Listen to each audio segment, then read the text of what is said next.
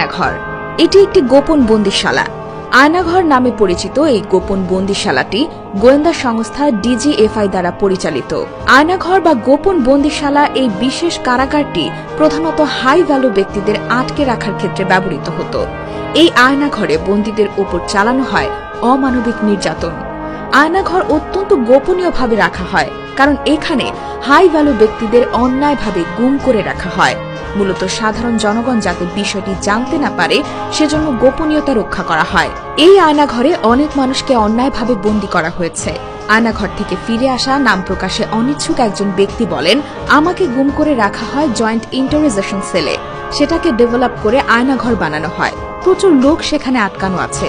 তারা মানবেতর জীবনযাপন করছেন। সেখানে নির্যাতন চলছে। দীর্ঘদিন তারা রাতে ঘুমাতে পারে না। এটা একটা স্বাধীন দেশ হতে পারে না। আমরা কারো পরাধীন না।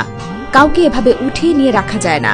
আজ 6 আগস্ট জামাতে ইসলামীর সাবেক আমির প্রয়াত গোলাম আজমের মেজ ছেলে সাবেক সেনাবাহিনী ব্রিগেডিয়ার জেনারেল আব্দুল্লাহিল আমান আজিম ও ফাঁসির দণ্ডপ্রাপ্ত জামায়াতে ইসলামী নেতা মীর কাশেম আলীর ছোট ছেলে মেয়র আহমদ বিন কাশেম আয়নাঘর থেকে মুক্তি পেয়েছেন। 2016 সালের 9 আগস্ট ব্যারিস্টার আহমেদ বিন কাশেম আরমানকে বাসা থেকে ধরে নিয়ে যায় আইনশৃঙ্খলা রক্ষাকারী বাহিনীর সদস্যরা। এরপর আনুষ্ঠানিকভাবে তার আর কোনো হদিশ পাওয়া যায়নি।